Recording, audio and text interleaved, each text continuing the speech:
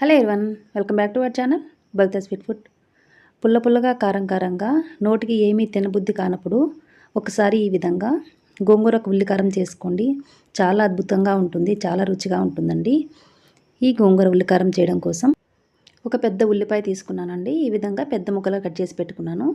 3 వెల్లుల్లి రెబ్బలు, ఒక 10 నుంచి 15 వరకు మీరు ఎండుమిర్చి కానీ పండు మిర్చి కానీ ఏవైనా తీసుకోవచ్చు. కరివేపాకు కొద్దిగా.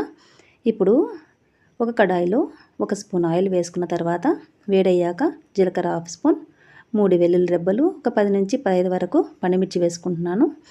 మీడియం సైజులో కట్ చేసి పెట్టుకున్న ఉల్లిపాయ ముక్కలు, కరివేపాకు ఒక 10 రెమ్మలు వేసుకొని వీటన్నింటినీ మనం తక్కువ మంట మీద వేయించుకోవాలి. ఈ విధంగా తొందరగా ఫ్రై అవ్వడానికి ఇందులో అయితే కొద్దిగా సాల్ట్ కూడా వేసేసుకుంటున్నాను. సాల్ట్ వేయడం వల్ల ఉల్లిపాయలో నీరు బయటకు వచ్చి తొందరగా ఫ్రై అయిపోతాయండి. ఈ విధంగా లో ఫ్లేమ్లోనే ఫ్రై చేసేసుకోవాలి. ఇలా సగం వరకు ఫ్రై అయితే సరిపోతుందండి. ఇప్పుడు స్టవ్ ఆఫ్ చేసుకొని చల్లారనివ్వడానికి పక్కన పెట్టేసుకోవాలి. ఇవి చల్లారేలోపు మనం గోంగూర చూడండి శుభ్రంగా కడిగి పెట్టేసుకున్న తర్వాత వీటినైతే సన్నగా తరిగేసి పక్కన పెట్టేసుకోవాలి. నేనైతే ఈ విధంగా చూడండి వీడియోలో చూపించిన విధంగా సన్నగా కట్ చేసుకొని మొత్తం అంతా ఆకుకూరనంతా తరిగి పక్కన పెట్టేసుకోండి. ఈ విధంగా కట్ చేసి పక్కన పెట్టేసుకుంటున్నాను. ఈ విధంగా గోంగూర ఉల్లికారం చేసుకున్నట్లయితే ఒక 3 డేస్ అయితే బయట, 1 వీక్ అయితే ఫ్రిడ్జ్లో స్టోర్ చేసుకుంటే మనం రోజు కొద్దిగా తినచ్చు. నోరు పుల్లగా తినాలనిపించినప్పుడు, చప్పబడిపోయినప్పుడు ఈ విధంగా అయితే చేసి పెట్టుకుంటే చాలా అంటే చాలా అద్భుతంగా ఉంటుంది. ఇప్పుడు ఇవన్నీ చల్లారిపోయాయి కదండి, మన ఉల్లిపాయ ఇవన్నీ చల్లారిన తర్వాత మిక్సీ జార్లో వేసుకొని ఈ విధంగా గ్రైండ్ చేసేసుకొని పక్కన పెట్టేసుకోవాలి.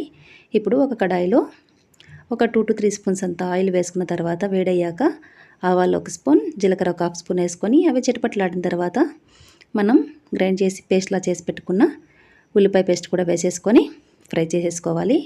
మీడియం ఫ్లేమ్లోనే మనం ఫ్రై చేసుకోవాలి. ఈ విధంగా బాగా ఫ్రై అయిపోయిన తర్వాత ఇందులో అయితే 1 స్పూను ఉప్పు వేసుకుంటున్నాను. మనం ఆల్రెడీ ఉప్పు వేసుకున్నాం కాబట్టి చూసి వేసుకోవాలి. తర్వాత చిటికెడు పసుపు, చిటికెడు ఇంగువ కూడా వేసుకొని 1 నిమిషం పాటు వేయించుకోవాలి. ఈ విధంగా వేయించేసుకున్న తర్వాత సన్నగా తరిగి పెట్టుకున్న గోంగూర కూడా ఇందులో వేసేసుకుంటున్నాను. ఈ గోంగూర మొత్తం అంతా వేసేసుకున్న తర్వాత లో ఫ్లేమ్లో పెట్టేసుకొని ఒక 2 to 3 మినిట్స్ పాటు ఫ్రై చేసుకోవాలి. ఈ విధంగా ఫ్రై చేసుకున్న తర్వాత మూత పెట్టి ఒక 5 నిమిషాల నుంచి 10 నిమిషాల వరకు మగ్గనివ్వాలి. మీరు కావాలనుకుంటే మధ్య మధ్యలో మూత తీసుకొని దగ్గర పడేంత వరకు ఫ్రై చేసుకోవచ్చు. ఈ విధంగా దగ్గర పడేంత వరకు మనం ఫ్రై చేసేసుకుంటే సరిపోతుంది. గోంగూర ఒక విషయం ఏంటంటే గోంగూర మరీ ఎక్కువ ముదిరిపోయింది కాకుండా మరీ లేతగా కాకుండా ఉండేలా చూసుకోండి. ఈ విధంగా బాగా దగ్గర పడేంత వరకు ఫ్రై అయిపోయిన తర్వాత మనం స్టవ్ ఆఫ్ చేసుకొనేసేసి వేడివేడి అన్నంలోకి సర్వ్ చేసుకోవడం అండి. మన టేస్టీ గోంగూర ఉల్లికారం అయితే రెడీ అండి.